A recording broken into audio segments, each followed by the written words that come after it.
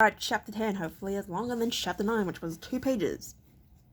The meal was excellent, consisting of cold roast venison, some plump wood duck, and a salad of slightly bitter winter greens. There was warm, fresh, crusty bread as well. All in all, a more than lived up to Horace's expectations. He tipped his chair back contentedly and grinned at Will. "Good food," he said. "What's for pudding?" Will rolled his eyes to heaven. Malcolm smiled indulgently. "He's a growing boy," he said. He had been impressed by Horace's self-effacing, cheerful demeanour. He gathered that the young man was something of a celebrity in the kingdom, and it was his experience that famous people usually behaved as if the rest of the world should step aside and be impressed by them. Nothing could be further from the truth with Horace. It was a measure of Horace's respect for the knowledgeable healer that he didn't react to the use of the word boy.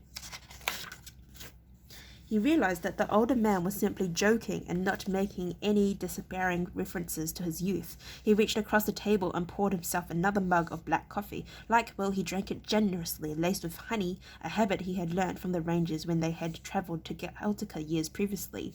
Malcolm winced slightly as he watched. Pleasant young man or not, he thought, if he and his friend kept drinking coffee at this rate, I'm going to run out. He made a mental note to send one of his people to the cracked flagon to trade for more beans. There was a small commotion at the far side of the clearing, and they all looked up. A file of roughly dressed, heavily armed men was emerging from the forest, led by a smaller man with a withered right arm held close to his body. As Horace looked at them, he realized that the man also had a hunched right shoulder.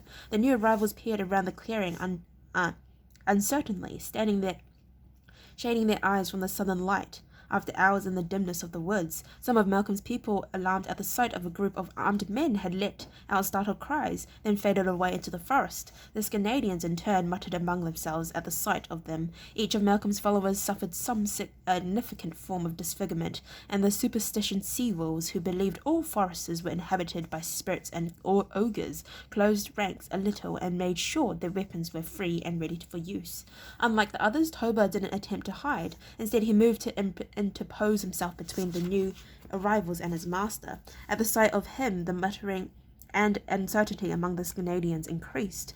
They were all big, burly men, but Toba towered over the biggest of them. After spending some time with Malcolm, Will knew that, in spite of his terrifying appearance, Toba was at heart a gentle person, yet he had no doubt that Toba would give his life if anyone attempted to harm the man who had taken him in and given him a home. The dog, Will noted, had gone with him. Sensing Toba's concern, her hackles had risen, and the ruff of her fur around her throat seemed to be twice its normal size. The young ranger rose hurriedly and stepped forward to prevent any unfortunate misunderstandings. "It's all right, Toba," he said quietly. "They're friends." Then in a louder voice he called across the clearing, "Gunda, hard striker, welcome to Healer's Clearing." He came up with the name on the spot, thinking that such an unthreatening name might serve to relax the situation. As he spoke, the Scanadians recognized him. He could see the tension in them drop away a little. Toba, for his part, stopped his advance across the clearing and stepped to one side. Will went forward to greet the Scanadians' crew. Horace followed a pace or two behind him. "I take it these are your men," he said mildly. Will glanced back over his shoulders. "Your men," he amended. "You'll command them, not me." Horace grinned at him, not taken in for a second by that ploy. "I'll command them," he said, "as long as we do exactly what you tell us to do, right?" He had experience of rangers and how they operated. They claimed to be nothing more than advisors who stayed in the background, yet he knew they were experts at manipulating any situation. He had seen Holt do it with the Scanadians 5 years ago. Will's mentor was a master of the art of commanding while not seeming to. Horace had no doubt that his apprentice had learned the skills as well. Will had the grace to smile at the comment. "Yes, something like that," he admitted. Gunda had stepped forward a few paces as the two Arolins approached. He made the peace sign. A good past noon, Will treated, he said. "This is a strange place you've brought us to." Will nodded. "Strange, Gunda, but not unfriendly. Nobody here wishes you ill, unless it's that idiot secretary," Horace put in an undertone. "Shut up," Will told him in the same tone. Then, speaking more loudly, he said, "Gunda, meet my friend Sir Horace." Horace and Gunda shook hands, each studying the other, each liking what they saw. Horace was young, Gunda saw, but his face bore the signs of experience in combat. The scar and the slightly broken nose, yet there weren't so many as to suggest that he was continually on the receiving end. Gunda subscribed to the view that a face covered in battle scars usually belonged to a man who didn't know how to duck. Horace, for his part, saw a typical Scandinavian, powerful, fearless, experienced, a man who handled his massive battle axe with practiced ease and who met your gaze frankly while giving you a handshake that could crack walnuts. With 25 men like that, he thought, he could probably just knock the castle down. Sir Horace is the commander for the assault, Gunda said, and Will nodded. That's right, even a small army like ours needs a general, and Horace is trained for the job. Gunda shrugged, content with the arrangement. That's agreeable, he said. In Gunda's view, a commander was really nothing more than an entrepreneur.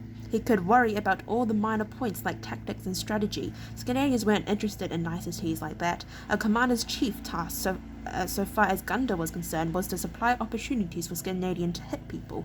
Yet, acceptance was not total. Inevitably, there was one Scandinavian who looked at Horace and saw only his youth. In typical Scandinavian fashion, who wasted no time making his views known. It may be agreeable to you, Gunda, he said in a loud voice, but I'm not taking orders from a boy who's still wet behind the ears. Will heard Horace's give vent to a small sigh. There were equal in amounts of exasperation and boredom in the sound. Quietly, Will had a smile. He knew Horace had plenty of experience in dealing with this particular situation. A less confident man than Horace might have blustered and shouted and attempted to enforce his authority on the Scandinavian, which, of course, would have been the wrong approach entirely. Scandinavians place little value on words. Instead, Horace smiled and stepped forward, gesturing for the Scandinavian to do likewise. He was a big man, perhaps a few centimeters shorter than Horace, but broader in the shoulders and in the body. Horace noted with interest that he was the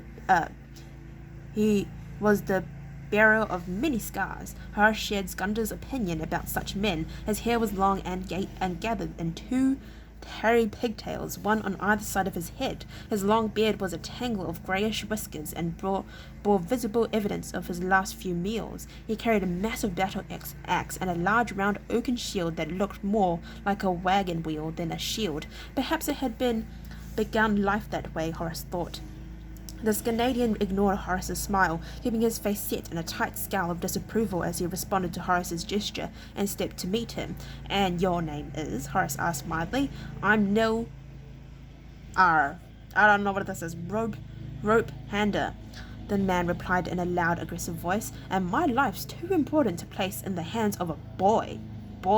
There was no doubt this time, if there ever had been, that the last word was intended as an insult. Horace, however, continued to smile. Of course it is, he said reasonably, and may I say that's a lovely hat you have. Like most of the Scandinavians, Nil Ropehander wore a heavy iron helmet, adorned with two massive horns, as Horace mentioned it, and gestured towards it. It was only natural for the Scandinavian's eyes to glance upwards. As he did so, he momentarily broke eye contact with Horace, which was what the knight intended. As Ropehander looked up, Horace stepped forward, grabbed a horn in each hand, and lifted the helmet clear off his head. Before the man could probably protest, Horace had slammed the unpadded heavy iron headpiece back down, causing Nil's knees to buckle and his eyes to cross slightly under the impact. The Scandinavian staggered for a second, but that was long enough. He felt an iron grip seize hold of his beard, and he was jerked violently forward. Horace stepped forward too, into the off-balance Scandinavian's path. The heel of his right hand, fingers spread upwards, slammed forward into the Scandinavian's broad nose, making solid contact. At the exact moment that he struck, Horace released his left-handed grip on the beard so that Scandinavian was hurled backwards, sprawling on his back on the hard ground. One inevitable side effect of a solid blow to the nose, as Horace knew, was to fill the eyes with unavoidable tears. As Nil scrabbled on the ground, blinded by tears, he heard a slithering sound of metal on leather. Then he felt a strange prickling sensation in his throat. There had been something familiar about that sound, and instinct told him not to move. He froze, and his vision cleared. He found himself staring up the glittering length of Horace's sword, its point held lightly just beneath his chin. Do we need to take this any further? Horace said. The smile had gone. The young man was deadly serious, and Nils knew his situation was a very unhealthy one. Horace moved the sword slightly away from his throat to give him room to answer. The Scandinavian shook his head and spoke thickly through the blood that was running down the back of his throat from his nose.